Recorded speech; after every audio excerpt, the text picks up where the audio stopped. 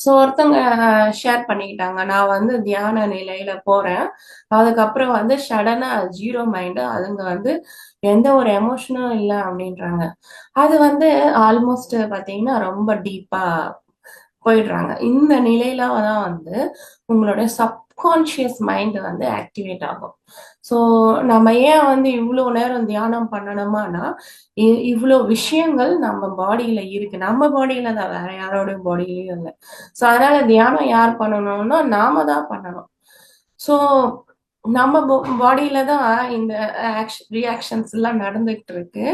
So உங்களுடைய subconscious மைண்ட்ல வந்து என்னல்லாம் இருக்கு அப்படின்னா, சின்ன வயசுல இருந்து வந்த ஃபியர்.